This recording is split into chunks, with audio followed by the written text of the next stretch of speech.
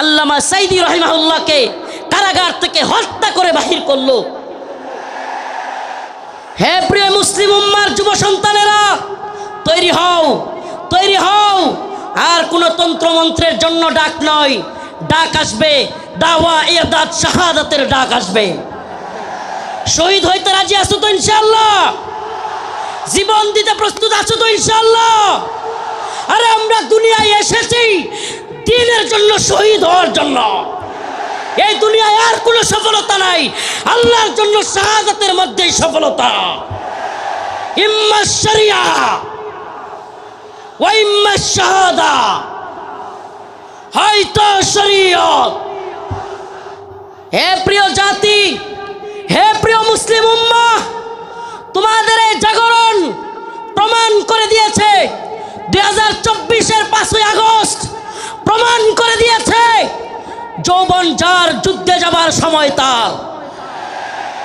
যুবকরা দেখিয়ে দিয়েছে হাসিনার লাফালাফি আর কাদেরের পালাবো না। কোথায় কাকা? পালাবো না কোথায়? এত দাম্ভিকতা, এত অহংকার ভালো না। এত দাম্ভিকতা, এত অহংকার ভালো না।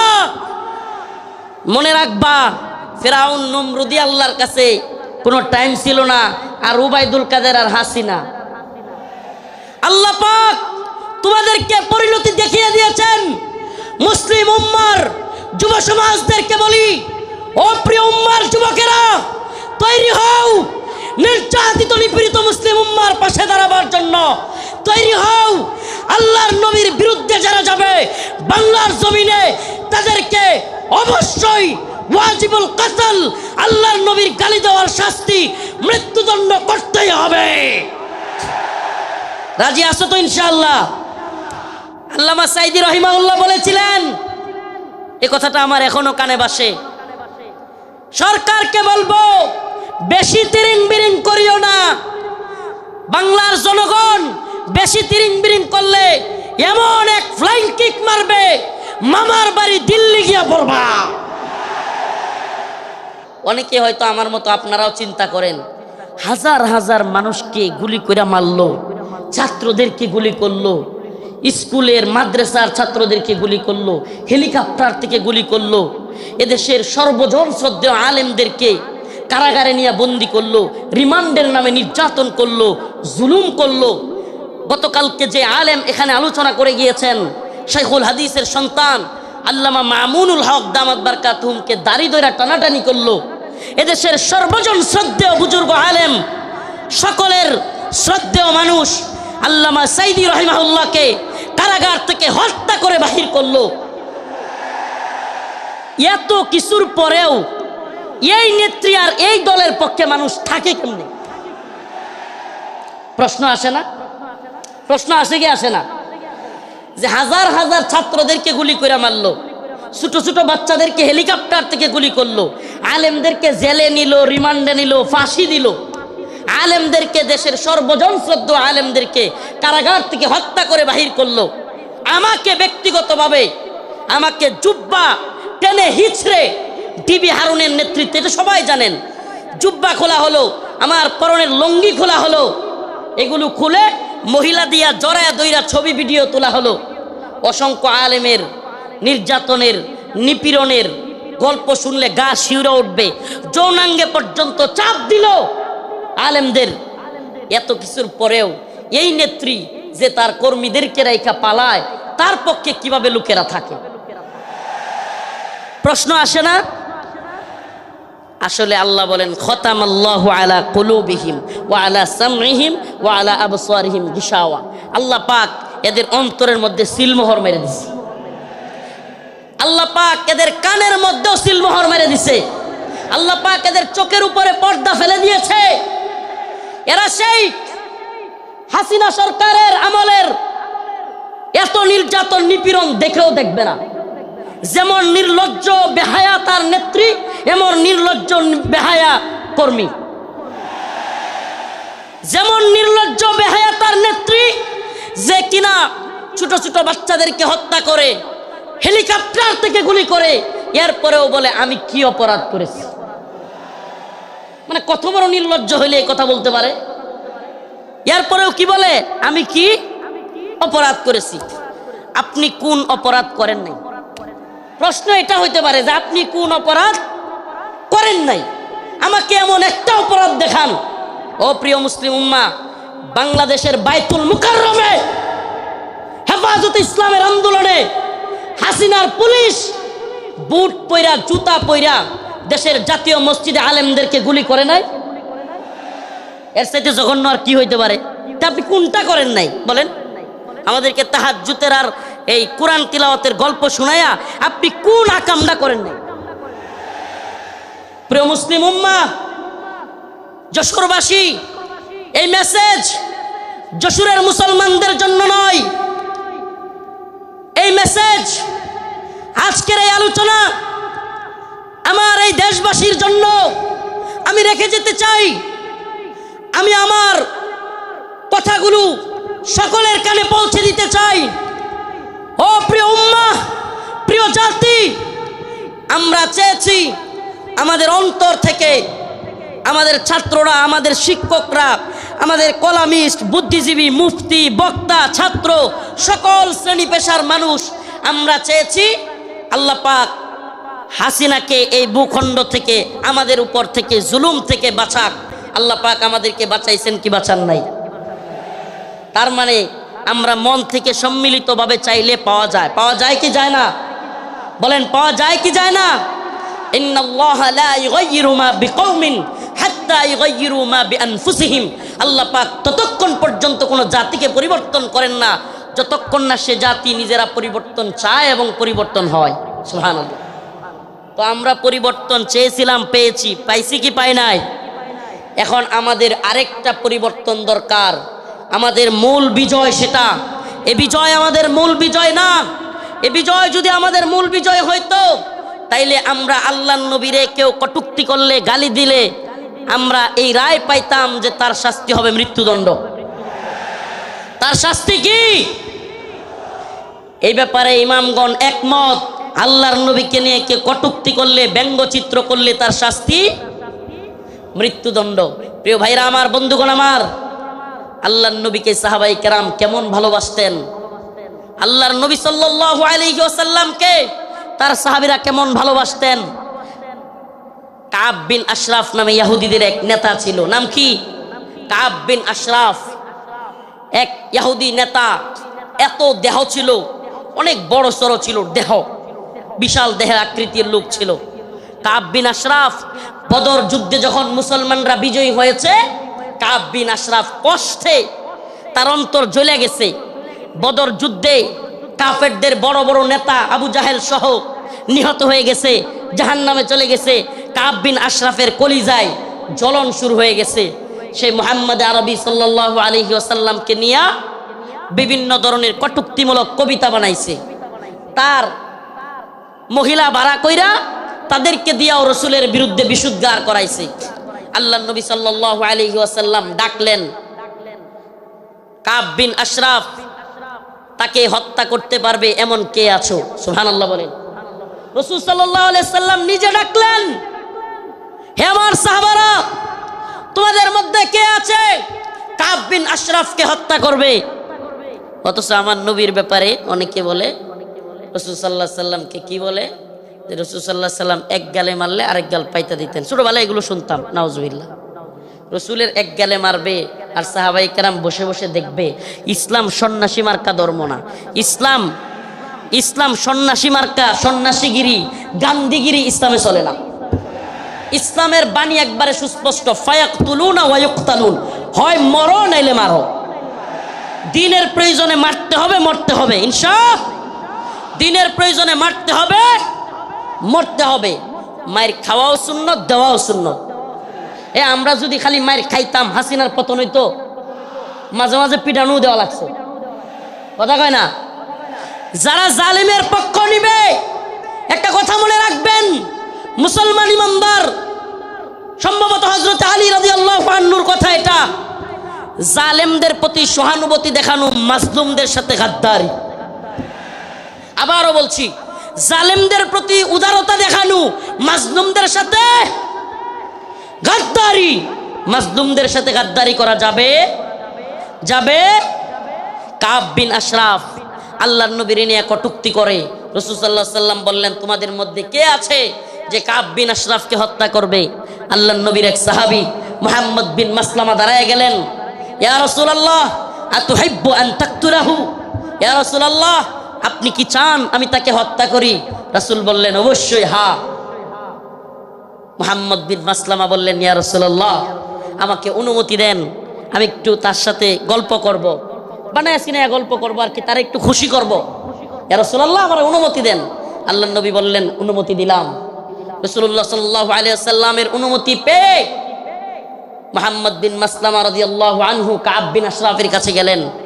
কাব বিন আশরাফের কাছে গিয়ে আল্লাহর নবীকে নিয়ে যেহেতু বইলে আসছেন একটু গল্প করবেন বানায়া সিনায়া, যুদ্ধ মানেই ধোঁকা। আপনি সব কিছু যুদ্ধের ময়দানে শত্রুর বিরুদ্ধে সব কথা বলে দিয়ে আপনি পারবেন না। যুদ্ধ মানেই ধোঁকা, মাঝে মাঝে ধোঁকা দিতে হয়। তো কাব বিন আশরাফ রে গিয়া বললেন, আমরা তো মুহাম্মদ রে নিয়া খালি যাকাত চায়, খালি যাকাত দিতে হয়, সদকা দিতে হয়, বিপদে আছি মুহাম্মদ রে নিয়া। নাউজুবিল্লাহ সাল্লাল্লাহু আলাইহি ওয়াসাল্লাম। রাসূল সাল্লাল্লাহু আলাইহি ওয়াসাল্লামের ব্যাপারে কাব বিন আশরাফকে খুশি করার জন্য কাব খুব খুশি হয়ে গেল।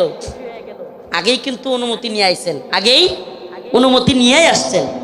আল্লাহর নবীর ব্যাপারে বললেন কাব বিন আশরাফকে, আমরা তো মুহাম্মদ রে নিয়ে বিপদে আছি সাল্লাল্লাহু আলাইহি ওয়াসাল্লাম, কি সদাকা যাকাত দিতে দিতে আমরা শেষ হয়ে যাচ্ছি। কাব কয়, কে আগেই কইছিলাম না? খুব খুশি হয়েছে, আগেই তো কইছিলাম। এবার মুহাম্মদ বিন মাসলামা বললেন, তোমার কাছে কিছু কর্জা চাই। কি চাই?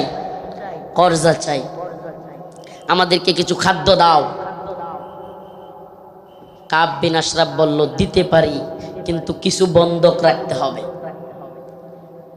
আল্লাহর নবীর সাহাবী মুহাম্মদ বিন মাসলামা রাদিয়াল্লাহু আনহু আল্লাহর নবীকে বলে এসেছেন, ও পয়গম্বর, ও আমার প্রিয় হাবিব, আমি অবশ্যই অবশ্যই কাব বিন আশরাফকে কতল করব, তবে আমাকে অনুমতি দেন আমি যেন কাব বিন আশরাফের সাথে খুশ গল্প করতে পারি।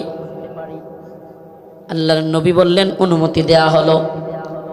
কাব বিন আশরাফকে মুহাম্মদ বিন মাসলামা রাদিয়াল্লাহু আনহু বললেন, মুহাম্মদ তিনি তো আমাদের কাছ থেকে বেশি বেশি সাদাকা আর যাকাত নিচ্ছেন, এমত অবস্থায় আমরা তো ফতুর হয়ে যাচ্ছি, কি করা?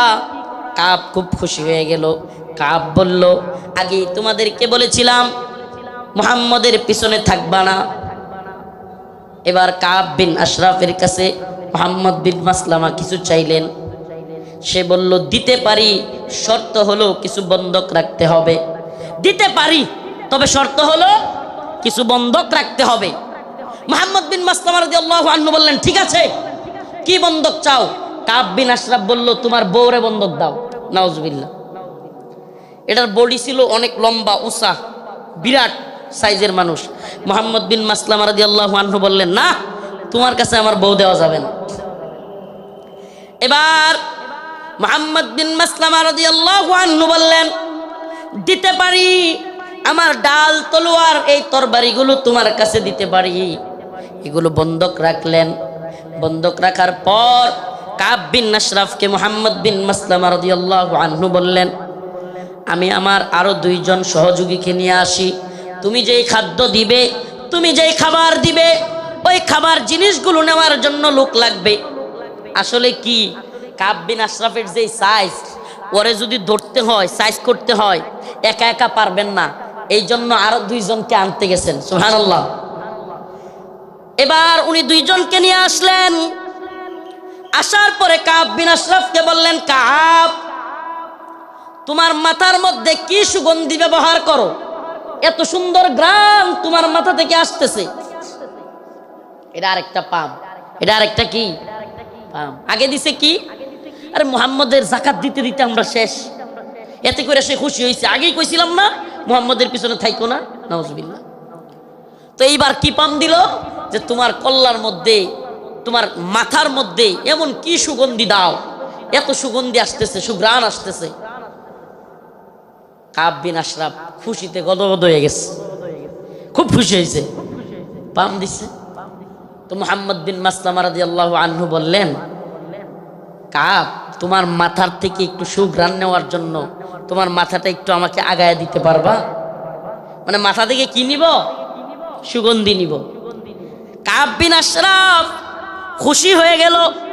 খুশি হয়ে কাব বিন আশরাফ তার কল্লাটা আগায় দিল। ও যশোরবাসী, খুব মনোযোগ দিয়ে শুনবেন। আল্লাহর নবীর সাহাবা মুহাম্মদ বিন মাসলামা যখন কাব বিন আশরাফ কল্লাটা আগায় দিল, সাথে সাথে আল্লাহর নবীর সাহাবী মুহাম্মদ বিন মাসলামা কাব বিন আশরাফের কল্লা এইভাবে পেছায় ধরলেন। সুবহানাল্লাহ। কাব বিন আশরাফের কল্লা পেছায় ধইরা সঙ্গে সাথে থাকা অন্য সহপাঠীদেরকে বললেন, কাব বিন আশরাফের কল্লার মধ্যে কূপ দাও। সুবহানাল্লাহ। মুহাম্মদ বিন মাসলামা গলা চাইপা ধরলেন, আর কাব বিন আশরাফকে ওনার সাথীদেরকে বললেন, কূপ দাও। আল্লাহু আকবার বলে কাব বিন আশরাফের কল্লা ফেলে দিলেন। ও মুহাম্মদ আরবির উম্মতেরা, সেই জগৎ বিখ্যাত উক্তি শাইখ খালিদ আর রশিদ ফাকাল্লাহু আসরার কণ্ঠে কণ্ঠ মিলিয়ে বলতে চাই, ইয়া উম্মতে মুহাম্মদ, ইয়া উম্মতে মুহাম্মদ, আমার নবীকে নিয়ে কটূক্তি করা হবে, আমার নবীকে নিয়ে ব্যঙ্গচিত্র বানানো হবে। আল্লাহর নবীর সাহাবায়ে কেরাম সহ্য করতে পারতেন না।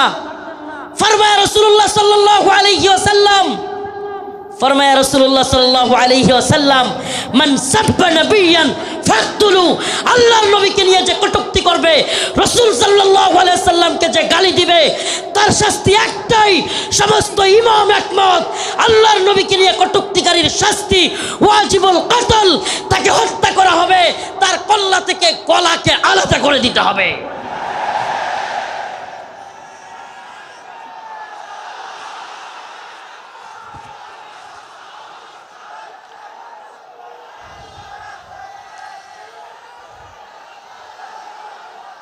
হে প্রিয় জাতি, হে প্রিয় মুসলিম উম্মাহ, তোমাদের এই জাগরণ প্রমাণ করে দিয়েছে, 2024-এর 5ই আগস্ট প্রমাণ করে দিয়েছে, যৌবন যার যুদ্ধে যাবার সময় তার। যুবকরা দেখিয়ে দিয়েছে হাসিনার লাফালাফি আর কাদেরের পালাবো না। কোথায় কাকা? পালাবো না কোথায়? এত দাম্ভিকতা, এত অহংকার ভালো না, এত দাম্ভিকতা, এত অহংকার ভালো না। মনে রাখবা, ফেরাউন নমরুদি আল্লাহর কাছে কোনো টাইম ছিল না, আর উবাইদুল কাদের আর হাসিনা। আল্লাহ পাক তোমাদেরকে পরিণতি দেখিয়ে দিয়েছেন। মুসলিম উম্মার যুব সমাজদেরকে বলি, ও প্রিয় উম্মার যুবকেরা, তৈরি হও নির্যাতিত নিপীড়িত মুসলিম উম্মার পাশে দাঁড়াবার জন্য। তৈরি হও, আল্লাহর নবীর বিরুদ্ধে যারা যাবে বাংলার জমিনে, তাদেরকে অবশ্যই ওয়াজিবুল কতল, আল্লাহর নবীর গালি দেওয়ার শাস্তি, মৃত্যুদণ্ড করতেই হবে। রাজি আছো তো ইনশাআল্লাহ? হে প্রিয় মুসলিম উম্মার যুবকেরা, তোমাদের এই দ্বীনি আবেগ, এই দ্বীনি জজবাকে যদি সত্যি বলি, ওয়াল্লাহি বিল্লাহি তাল্লাহি কসম আল্লাহর, এই জজবাকে যদি আমরা কোরআনের পক্ষে কাজে লাগাইতে পারি, তাহলে আর কোনো নতুন সরকার নয়, এই ভূখণ্ডে আমরা কোরআনী শাসন চালু করতে পারবো। আর কোনো তন্ত্রমন্ত্র নয়, তন্ত্রমন্ত্রের দেখা শেষ। আমরা তো এই স্লোগান দিকে দিকে আজ জানিয়ে দিতে চাই, তন্ত্রমন্ত্রের দিন শেষ, কোরআন সুন্নাহর বাংলাদেশ। বলেন না, তন্ত্রমন্ত্রের দিন শেষ, কোরআন সুন্নাহর বাংলাদেশ। সাবিলুনা সাবিলুনা, তারিকুনা তারিকুনা। স্লোগান আজকে একটু ব্যতিক্রম হবে। আমি বলবো, আল্লাহর জমিনে আল্লাহর আইন বাস্তবায়ন ফরজে আইন। বলতে পারবেন? আল্লাহর জমিনে আল্লাহর আইন বাস্তবায়ন ফরজে আইন। হয়তো শরীয়ত, ইম্মা শরিয়া, ইম্মা শরিয়া, হয়তো শরিয়া, হয়তো আমরা শাহাদাত বরণ করব, না হলে ভূখণ্ডে শরীয়ত প্রতিষ্ঠা করব। কালেমার পতাকা দেখলে যেগুলোর জ্বলে এগুলোরে সাবধান করে দিতে চায়। এ ভূখণ্ডে লা ইলাহা ইল্লাল্লাহর পতাকা উড়বেই, আজ হোক কাল একদিন উড়বেই। ইসাবাতান মিন উম্মতি আহরাজাহুম আল্লাহু মিনান নার, ইসাবাতুন তাগজুল হিন্দা ওয়া ইসাবাতু মা ঈসা ইবনে মারইয়াম। রাসূলের ঘোষণা, এই ভূখণ্ডে হিন্দুত্ববাদী ব্রাহ্মণ্যবাদী তাগুতি শক্তির বিরুদ্ধে, দিল্লির বিরুদ্ধে, হিন্দুত্ববাদীদের বিরুদ্ধে আল্লাহর নবী বলেছেন মুসলমানদের একটা গজওয়া হবে, গজওয়াতুল হিন্দ হবে। সেই যুদ্ধে মুসলমানরা বিজয়ী হবে। শুধু বিজয়ী হবে না, দিল্লির সেই মসনদে, দিল্লির সেই লাল কেল্লায় কালেমার পতাকা পথ পথ করে উড়বে ইনশাআল্লাহ, ইনশাআল্লাহ।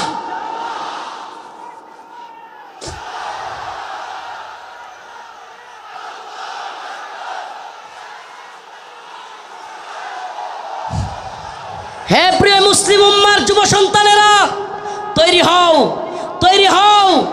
আর কোন তন্ত্রমন্ত্রের জন্য ডাক নয়, ডাক আসবে দাওয়া ইরদাদ শাহাদাতের ডাক আসবে। শহীদ হইতে রাজি আছো তো ইনশাআল্লাহ?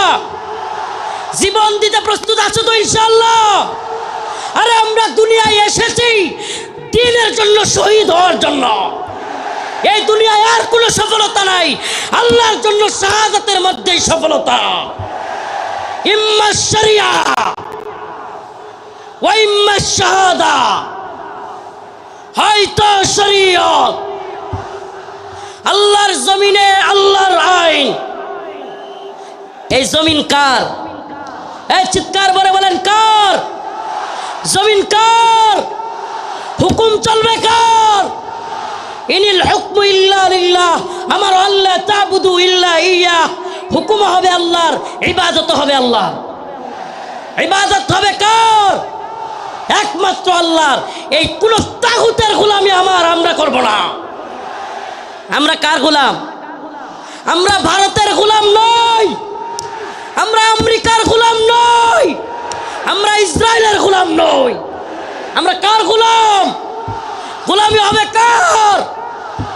পৃথিবীবাসী জেনে রাখো, আমরা আল্লাহর গোলামি করি। এই মাথা নোয়াবো তো আল্লাহর কাছে। এই মাথা নোয়াবো তো কার কাছে? পৃথিবীর কারো কাছে আমাদের মাথা নত হবে। এবার আমার ডকুমেন্টারি তো দেখলেন, শাইখুল হাদিস ইবনে শাইখুল হাদিসের ডকুমেন্টারি দেখলেন, অন্যান্য আলেমদের ডকুমেন্টারি তো দেখবেন। আমি কিছু মাজলুমদের ডকুমেন্টারি আপনাদের সামনে বলে যাই, কলিজা ফেটে যায়। ও মুসলিম উম্মার প্রিয় যুবক ভাইরা, আপনারা জেনে থাকবেন 2013 সালে শাপলা চত্বর এক ভয়াবহ রাতের সাক্ষী অনেকেই। আপনারা জেনে থাকবেন। প্রিয় বাবাজি, আজকের প্রোগ্রামের আয়োজক সহ সবার এই কথাগুলো মনোযোগ সহকারে শোনার কথা, শোনা দরকার। আমি আপনাদের সামনে এমন কিছু ব্যক্তিদের কারগুজারি শোনাবো যারা 2013 সালে রাসূলুল্লাহ সাল্লাল্লাহু আলাইহি ওয়াসাল্লামকে যারা কটূক্তি করেছিল, আল্লাহর নবীকে নিয়ে যারা ব্যঙ্গচিত্র বানিয়েছিল, আল্লাহ এবং তার রাসূলের বিরুদ্ধে যারা কথা বলেছিল, যেই কারণে হেফাজতে ইসলাম শাপলা চত্বরে যেতে বাধ্য হয়েছিল, সেই সমস্ত নরপিশাচ, সেই সমস্ত কুখ্যাত শাতেমে রাসূল রাজীব, ব্লগার রাজীব, শাতেমে রাসূল অভিজিৎ রায়, ওয়াশিকুর রহমান বাবু, ফয়সাল আরিফিন দীপন, আরো কতগুলো নাম বলতে পারবো। এরা আল্লাহর নবী এবং আল্লাহকে নিয়ে কটূক্তি করেছিল, আম্মা জানদেরকে নিয়ে কটূক্তি করেছিল। মনে আছে আপনাদের? মনে আছে? 2013 সালে ব্লগার রাজীব, অভিজিৎ রায়, ফয়সাল আরিফিন দীপন, ওয়াশিকুর রহমান বাবু, ব্লগার নাজিমউদ্দিন সামাদ, আরো অনেকগুলো কুখ্যাত শাতেমে রাসূল আল্লাহর নবীকে নিয়ে কটূক্তি করেছিল। ও প্রিয় মুসলিম উম্মার যুবকেরা, আজকের এই ঐতিহাসিক প্রোগ্রামে আমি যদি সেই মাজলুম ভাইদের কথা না বলি, আমি তাদের সাথে কারাগারে ছিলাম। ওয়াল্লাহি এক একটা ভাইয়ের মিথ্যা মামলায় ফয়সাল আরিফিন দীপনকে, অভিজিৎ রায়কে কে বা কারা হত্যা করেছে, ভার্সিটির প্রিয় যুবকদেরকে, আমার প্রিয় যুবক ভাইদেরকে এরা কারাগারে বন্দী করে রেখেছে। হাসিনা সরকার বিগত 10-12 বছর যাবৎ পরিবারের সাথে তাদেরকে দেখা করতে দেয় না। আমি প্রায়ই কোর্টে গেলে তাদের সাথে দেখা হইতো। আমাদের সেই ভাই আরাফাত, সেই ভাই সাইমুম, সেই ভাই আব্দুস সবুর, বিভিন্ন ভাইদেরকে আমরা দেখে আসছি যারা কিনা এক একজন 2টা-3টা করে ফাঁসির রায় নিয়ে কারাগারে পড়ে আছে। কি এদের অপরাধ? আমাদের ভাই ফারাবি, কি এদের অপরাধ? ফারাবির অপরাধ, আরাফাত ভাইয়ের অপরাধ, সাইমুম ভাইয়ের, আব্দুস সবুর ভাই, এই ভাইদের অপরাধ আল্লাহর নবীকে নিয়ে কটূক্তিকারীদের বিরুদ্ধে তারা ফেসবুকে বা বিভিন্ন মাধ্যমে লেখালেখি করেছিল। আল্লাহর নবীকে যারা কটূক্তি করেছে তাদের বিরুদ্ধে লেখালেখির কারণে, ও প্রিয় যশোরবাসী, ও প্রিয় আদ-দ্বীনের প্রোগ্রামে থাকা যুবকেরা, অন্তত তোমাদের সেই যুবকদের জন্য কিছু করা দরকার। আজকের এই আদ-দ্বীনের প্রোগ্রামে আমি সেই ভাইদেরকে স্মরণ করি। ওয়াল্লাহি কসম করে বলি, আমি যখন দেখতাম 2টা-3টা ফাঁসি নিয়েও এরা দিব্যি হাসতেছে, তখন আর নিজের মনের মধ্যে কিছুই মনে হইতো না। হ্যাঁ রে, আমি আর কি, আমার তো আর ফাঁসির রায় হয় নাই, আমার তো ফাঁসির রায় হয় নাই। 2টা-3টা ফাঁসির রায় নিয়ে হাসতেছে, দিব্যি চলতেছে, এদের মনের মধ্যে কোনো কষ্ট নাই। এই যুবকেরা দীর্ঘদিন যাবৎ কারাগারে পড়ে আছে। ও প্রিয় মুসলিম উম্মার যুবকেরা, ও নেতারা, ও বক্তা মুফতি শাইখুল হাদিসরা, আল্লাহর নবীর পক্ষে কথা বলতে গিয়া দীর্ঘদিন যাবৎ তাদেরকে জঙ্গি ট্যাগ দিয়া আজকে কারাগারে বন্দী করে রেখেছে হাসিনা সরকার। এখনো এই ভাইগুলো মুক্তি পাচ্ছে না। ও প্রিয় মুসলিম উম্মার যুবকেরা, আমি জানতে চাই, এরা যদি আমাদের কাউকে জঙ্গি ট্যাগ দিয়া দেয়, এরা যদি আমাদের কাউকে মৌলবাদী ট্যাগ দিয়া দেয়, এরা যদি আমাদের কাউকে রাজাকার বলে ট্যাগ দিয়া দেয়, তাহলে কি আমরা তাদেরকে ভুলে যাব? আমার কথা বুঝতেছেন? জালেমদের একটা কূট কৌশল হলো আলেমদের নামে ট্যাগ দেওয়া, নেম কিলিং, এটাকে বলে নেম কিলিং, ট্যাগ দেওয়া। আল্লামা সাঈদী রাহিমাহুল্লাহকে কষ্ট নিয়ে বলতে হচ্ছে, যখন তিনি জীবিত আমাদের অনেক আলেম উনাকে নিয়ে কথা বলার সাহস করে নাই, উনার পক্ষে কথা বলে নাই। কেন বলে নাই? কারণ উনাকে রাজাকারের মামলা দেওয়া হয়েছে। এখন আমরা যদি উনার পক্ষে কথা বলি, তাইলে আমাদেরকেও না জানি রাজাকারের মামলা দিয়ে দেয়। আল্লামা জসিমউদ্দিন রহমানী দামাত বারকাতুহুম, হুজুর কারাগারে থাকতেও উনাকে নিয়েও অনেকে কথা বলে নাই। কেন? কারণ উনার পক্ষে কথা বললে জঙ্গিবাদী মামলা দিয়ে দিবে। আল্লাহর কসম করে বলি, খুদার কসম করে বলি, আমাদেরকে রাজাকার বলো, জঙ্গিবাদী বলো, মৌলবাদী বলো, আর যাই বলো, আমরা মাজলুমদের পক্ষে কথা বলবোই, বলেই যাব। রাজি আছেন তো ইনশাআল্লাহ? আল্লামা সাঈদী রাহিমাহুল্লাহ চলে গিয়েছেন, জসিমউদ্দিন রহমানী হাফিজাহুল্লাহ বের হয়ে গিয়েছেন, কিন্তু ও আদ-দ্বীনের মুসলমানেরা, আজকের এই যশোরের লাখো জনতা, প্রিয় উম্মাহ, আজকের এই মিডিয়ার মাধ্যমে, সবকিছুর মাধ্যমে আমি জানাতে চাই, আমার ভাইরা আল্লাহর নবীর পক্ষে লেখালেখি করতে গিয়া যারা মামলা খেয়েছে, ফাঁসির রায় লেগে গেছে, আমরা কি তাদের মুক্তি চাই? মুক্তি চাই। আমার ভাইদেরকে 2-3টা করে ফাঁসির রায় দিয়ে বন্দি করে রেখেছে হাসিনা। হাসিনার কাজই ছিল বিভিন্ন জঙ্গি নাটক সাজায়া আলেমদেরকে, তরুণ তরুণ যুবকদেরকে যারা দ্বীনকে ভালোবাসে, টাকনুর উপর কাপড় পরে, এদেরকে ইন্ডিয়ার কথায় রয়ের প্ল্যানে মুসলিম উম্মার যুবকদেরকে, দ্বীন যারা ভালোবাসে তাদেরকে গ্রেফতার করা, তাদেরকে জঙ্গি বলা, মৌলবাদী বলা, এটা একটা ট্রেন্ড ছিল, এটা তাদের একটা ট্যাগ মিশন ছিল, মিশন, তাদের একটা মিশন। এই মিশন আমরা পা দিতে পারি না। আমরা আমাদের ভাইয়ের মুক্তি চাইবই, ঠিক আছে তো ইনশাআল্লাহ? সবাই মুক্তি চান তো ইনশাআল্লাহ? আমার প্রিয় ভাইদের মুক্তির ব্যবস্থা করা হোক, দ্রুত মুক্তি দেয়া হোক। যদি তারা মুক্তি না পায়, খুদার কসম করে বলি, এত বড় বড় বক্তা, এত যশ খ্যাতি মূল্যহীন, মূল্যহীন, মূল্যহীন। আমরা যদি মাজলুমদের পাশেই দাঁড়াতে না পারি, আজকের আলোচনার বিষয় এটাই, ওমা লাকুম লা তুকাতিলুনা ফি সাবিলিল্লাহ, ওয়াল মুস্তাদাফিনা মিনার রিজাল ওয়ান নিসাই ওয়াল উইলদানিল্লাযীনা يقولون ربنا أخرجنا من هذه القرية الظالم أهلها واجعل لنا من لدنك وليا واجعل لنا من لدنك نصيرا الله رب العالمين বলেন وما لكم لا تقاتلون في سبيل الله তোমাদের কি হয়ে গেল তোমরা আল্লাহর পথে কিতাল করতেছো না, যুদ্ধ করতেছো না। জিহাদ বললে অনেকে অপব্যাখ্যা করে, নফসের জিহাদ এটা সেটা অনেক অপব্যাখ্যা করে। কারণ কি? কারণ আল্লাহ বলছেন কুতিবা আলাইকুমুল কিতাল ওয়া হুয়া কুরহুল লাকুম। কারণ আল্লাহ পাক জানতেন জিহাদের ব্যাপারে অনেকের অ্যালার্জি থাকবে, অনেকে অপছন্দ করবে। আমাকে বলেন, আল্লাহ পাক যখন কোরআনে কারীম নাজিল করেছেন, আল্লাহর রাসূল কি জিহাদকে অপছন্দ করতেন? হ্যাঁ, সাহাবায়ে কেরাম অপছন্দ করতেন। তাহলে এই আয়াত কাদের জন্য? কুতিবা আলাইকুমুল কিতাল ওয়া হুয়া কুরহুল লাকুম, এই আয়াত কাদের জন্য? আল্লাহ পাক জিহাদকে, যুদ্ধকে ফরজ করেছেন দ্বীনের জন্য, অথচ তোমরা তা অপছন্দ করো। আল্লাহ বলছেন তোমাদের অনেক জিনিস আছে অপছন্দ, কিন্তু হুয়া খায়রুল লাকুম, সেটার মধ্যে কল্যাণ আছে। আমার তো মনে হয় আল্লাহ পাক, আমার মনে হয় না, এটাই তাফসীর, এটাই ব্যাখ্যা, যে আল্লাহ পাক সেই সমস্ত লোকদেরকে উদ্দেশ্য করে বলেছেন যারা জিহাদকে অপছন্দ করবে। সাহাবায়ে কেরাম জিহাদকে অপছন্দ করতেন না, আল্লাহর নবী আল্লাহর দ্বীনের পক্ষে জিহাদকে অপছন্দ করতেন না। যারা অপছন্দ করে তাদের জন্য এই কথা। অথচ দিকে দিকে মাজলুম, ওমা আলাকুম লা তুকাতিলুনা ফি সাবিলিল্লাহ, তোমাদের কি হয়ে গেল? তোমরা আল্লাহর পথে যুদ্ধ করতেছো না। ওয়াল মুস্তাদাফিনা মিনার রিজাল ওয়ান নিসাই ওয়াল বিলদান, দুর্বল নারীরা, দুর্বল বাচ্চারা চিৎকার করে করে বলতেছে ইয়াকুলুনা রব্বানা আখরিজনা, হে আল্লাহ আপনি আমাদেরকে বের করেন, মিন হাযিহিল ক্বরিয়াতিজ যালিমি আহলুহা, এই ভূখণ্ডের মানুষরা বড় জালেম। ওয়াজআল লানা মিন লাদুনকা ওয়ালিয়া, আপনি আমাদের জন্য অভিভাবক পাঠান।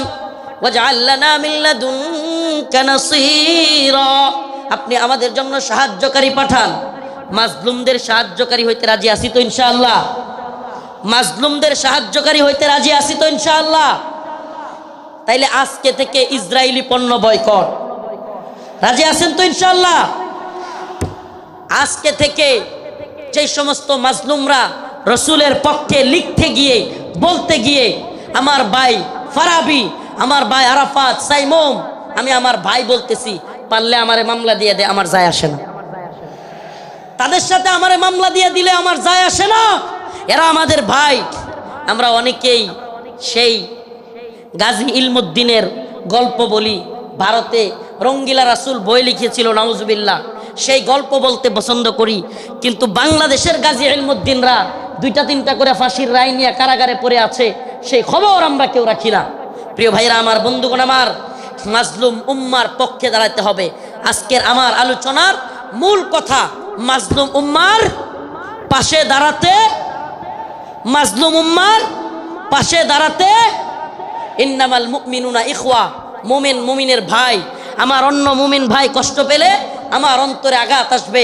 এদেশের কোন আলেমকে আল্লাহ না করুক জাতীয় আন্তর্জাতিক চক্রান্তের কারণে নতুন করে কেউ যদি, কোনো জালেম যদি এদেশের কোনো আলেমকে আবারও জুলুম করতে চায়, আবারও যদি শাইখুল হাদিস আল্লামা মামুনুল হককে, শাইখুল হাদিস আল্লামা মামুনুল হক সহ, মুফতি আমির হামজা সহ, মুফতি হারুন ইজহার, এদেশের অনেক বক্তা যারা কিনা কারাগারে ছিল, আবারও যদি সেই সমস্ত আলেমদেরকে কেউ গ্রেফতার করবার দুঃসাহস করে জাতীয় আন্তর্জাতিক চক্রান্তের কারণে, আবারও যদি আলেমদের দিকে কেউ চোখ তুলে তাকায়, কেউ যদি হাত তোলার সাহস করে, সেই হাত ভেঙ্গে গুড়িয়ে দেওয়ার হিম্মত আছে তো মুসলমান?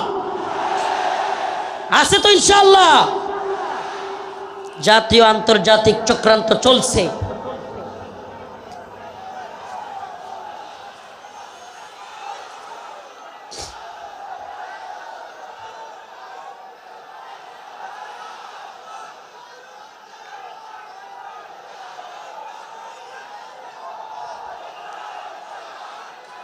জাতীয় আন্তর্জাতিক চক্রান্ত চলছে আমাদের এই ভূখণ্ডকে নিয়ে। জাতীয় আন্তর্জাতিক চক্রান্ত চলছে। এই চক্রান্তের ডালপালা গভীরে আমরা জাতি হিসেবে সজাগ থাকব। একটা কথা মনে রাখবেন, আগামীকালকে আপনার ঘরে চুরি অথবা ডাকাতি হবে। আপনি যদি আগে ভাগে জানতে পারেন, তাইলে আপনি ডাকাতকে কিভাবে আটকাইতে হবে এটা আপনি আরামসে বুঝে যাবেন। সজাগ থাকা খুব জরুরি। আগামীকালকে ডাকাত আপনার বাড়িতে হামলা করবে, যদি ডাকাতকে নিজে সামলাইতে না পারেন, প্রয়োজনে আগামীকালকে আসবে জানলে প্রয়োজনে মাইকিং করবেন। ঠিক ঠিক না? প্রয়োজনে কি করবে? মাইকিং করে হইলেও ডাকাত আটকাবে। তো যদি আমরা জানি আমাদের বিরুদ্ধে চক্রান্ত হচ্ছে, হিন্দুত্ববাদী ভারত আমাদের বিরুদ্ধে চক্রান্ত অব্যাহত রেখেছে, এমনকি আমরা শুনতে পাই বর্তমান উপদেষ্টা কমিটিতেও ভারতীয় দালালরা বসে গেছে। এ কথা আমরা শুনতে পাই, বর্তমান উপদেষ্টা কমিটিতে ভারতীয় দালাল ঢুকে গেছে। আমাদের বক্তব্য স্পষ্ট, মোমেন এক গর্তে দুইবার পা দেয় না। মোমেন এক গর্তে দুইবার পা। আমরা আর দুখা খেতে চাই না। আমরা আর কোনো জালেমদেরকে, ইন্ডিয়ার গোলামদেরকে বাংলার ক্ষমতার মসনদে দেখতে চাই না। মাওলানা আব্দুল হামিদ খান বাসানী বলেছিলেন, পিন্ডি ছেড়েছি দিল্লির গোলামের জন্য নয়। কথাটা মনে আছে আপনাদের? রাওয়ালপিন্ডি পিন্ডি ছেড়েছি দিল্লির গোলামির জন্য নয়। অর্থাৎ পাকিস্তানের পিন্ডি ছেড়েছি, ভারতের দিল্লির গোলামির জন্য নয়। আমি বলি পিন্ডি ছেড়েছি, দিল্লি ছেড়েছি, ওয়াশিংটনের গোলামির জন্য নয়। আমরা ওয়াশিংটনের গোলামি করব না। আমরা সমস্ত জাতীয় আন্তর্জাতিক চক্রান্তকে মোকাবেলা করে আমরা স্বাধীন চেতা, আমরা মুসলমান, আমরা স্বাধীন ভূখণ্ডে স্বাধীনভাবে বসবাস করতে চাই। আমরা কোরআন সুন্নাহ অনুযায়ী রাষ্ট্র ব্যবস্থা চাই। রাজি আছেন ইনশাআল্লাহ? ওয়ালাউ আন্না আহলাল কুরা আমানু ওয়াত্তাকাউ লাফাতাহনা আলাইহিম বারাকাতিম মিনাস সামাই ওয়াল আরদ। সুবহানাল্লাহ। আল্লাহ পাক বলেন, ওয়ালাউ আন্না আহলাল কুরা আমানু ওয়াত্তাকাউ লাফাতাহনা আলাইহিম বারাকাতিম মিনাস সামাই ওয়াল আরদ। আল্লাহ পাক বলেন, যদি জমিনের বাসিন্দারা তাকওয়া অবলম্বন করত এবং আল্লাহর আইন মেনে চলতো, তাহলে আল্লাহ পাক বারাকাতিম মিনাস সামাই ওয়াল আরদ, আসমান এবং জমিনের সমস্ত বারাকা খুলে দিতেন। সুবহানাল্লাহ। আল্লাহ পাক সমস্ত বারাকা খুলে দিতেন। এজন্য আমি স্লোগান ধরেছি, আল্লাহর জমিনে আল্লাহর আইন বাস্তবায়ন ফরজে আইন। এই তন্ত্রমন্ত্রের আইন 5 বছরের জন্য ইসলাম, এটা আমরা চাই না। আমরা চাই আজীবনের জন্য ইসলাম। ইসলাম কি 5 বছরের সীমায় গণ্ডিতে আবদ্ধ? ইসলাম 5 বছরের সীমান্তে আবদ্ধ নয়। ইসলাম 5 বছরের সীমানায় আবদ্ধ না। 5 বছর ভোট দিয়া নির্বাচিত করে ইসলাম কায়েম। 5 বছর গেলে আবার হয়তো সরে যাইতে হবে। দিন ইসলাম 5 বছরের জন্য সীমাবদ্ধ থাকার জন্য নয়। ইসলাম কায়েম করতে হবে, আল্লাহর জমিনে আল্লাহর আইন বাস্তবায়ন করতে হবে। এটা হবে মুসলিম উম্মার তাড়না, এটা হবে মুসলিম উম্মার প্রেরণা।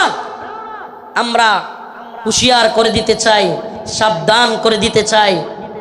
2024 সালে হাসিনার পালানোর দৃশ্য দেখা এবং বাংলাদেশে আওয়ামী লীগের অবস্থান দেখা কেউ যদি শিক্ষা না নেন, নতুন করে জুলুম করার চিন্তা ভাবনা, নতুন কইরা কেউ জুলুম করার ভূত কারো মাথায় চাইপা বসে, তাইলে আওয়ামী লীগের পরিণতির জন্য অপেক্ষা করেন। নতুন কইরাও যদি হাসিনার মতো জুলুমের চিন্তা ভাবনা কেউ করেন, আওয়ামী লীগের মতো জুলুম করার খায়েশাত, জালেম হওয়ার ভূত মাথায় চাইপা বসে, সাদাবাজি, টেন্ডারবাজি, দুর্নীতির ভূত, তাইলে বাংলার জনগণ লাথি দিয়া আপনাদের ভূতও তাড়াইয়া দিবে। নতুনদের জন্য এটা একটা হুঁশিয়ারি। 2024 সাল এটা আমাদের গর্বের। 2024 আমাদের গর্বের। আমাদের এই চেতনাকে ধরে রাখতে হবে। প্রিয় যুব সমাজ, আমি আগে ফিলিস্তিনের বিভিন্ন ভিডিও দেখতাম, ফিলিস্তিনের মুসলমানদের ভিডিও দেখতাম। ছোট ছোট বাচ্চা ছেলেরা পাথর নিয়া ইসরায়েলের ট্যাঙ্কের মধ্যে নিক্ষেপ করতেছে, গোলাল দিয়া ইসরায়েলিদেরকে মারতেছে। সুবহানাল্লাহ। 2024 সালে দেখলাম আমাদের ছোট ছোট বাচ্চারা পুলিশের পেটের মধ্যে গিয়ে ঘুরশি মারতেছে। সুবহানাল্লাহ বলেন না। এইটা একটা জিনিস অন্তত হয়েছে আলহামদুলিল্লাহ। 2024 সালে আমরা এটা অন্তত বুঝছি, যুব সমাজ জেগে উঠলে জালেমের পরিণতি ভয়াবহ। যুব সমাজ জেগে উঠলে জালেমের পরিণতি কি?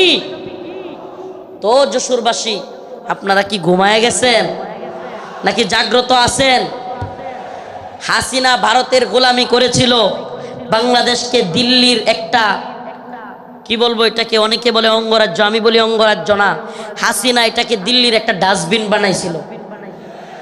দিল্লির ডাস্টবিন মানে দিল্লি আমাদের আম খাবে, আমাদের ইলিশ খাবে, আমাদের সব কিছু নিবে, ট্রানজিট নিবে, আমাদের রেল লাইন নিবে, আমাদের সব কিছু নিবে, আর আমাদেরকে লাশ উপহার দিবে, আমাদেরকে বন্যার পানি দিয়া বাসায়া একের পর এক লাশ উপহার দিবে।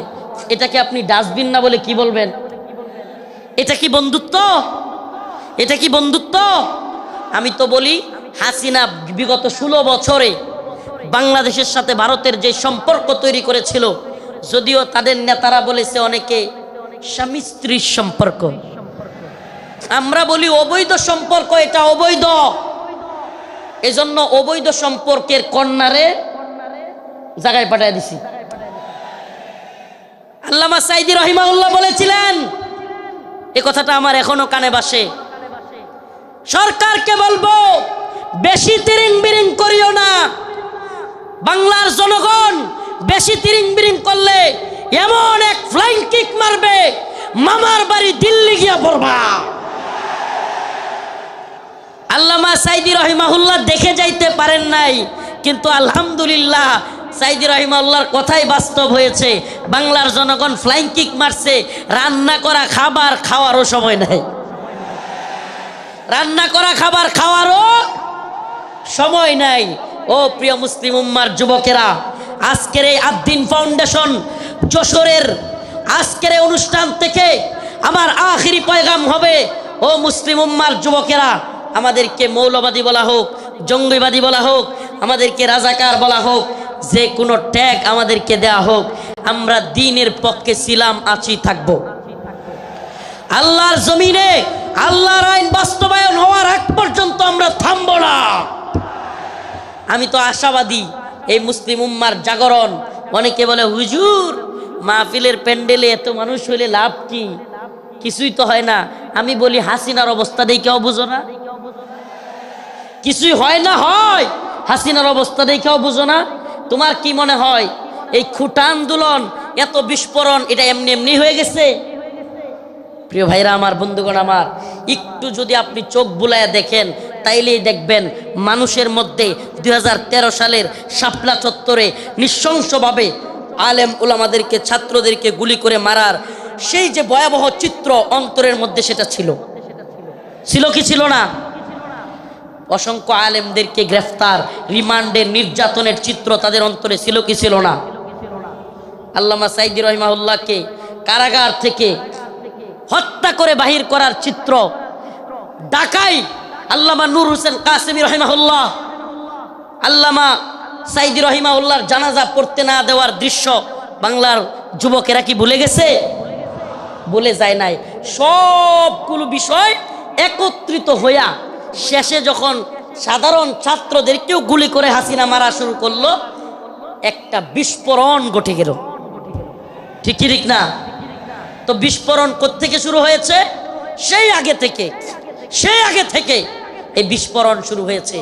এজন্য বলি প্রিয় মুসলিম উম্মা, আপনাদের প্রতি আমার আখিরি পয়গাম, ও আদ্দিনের মুসলমান, আজকের এই যশোরবাসী, খুলনাবাসী, সারা বাংলাদেশ থেকে আগত মিডিয়ার মাধ্যমে সারা দেশে যারাই আমার কথাগুলো শুনবেন, আমার একটা পয়গাম, আখিরি পয়গাম আপনাদের প্রতি।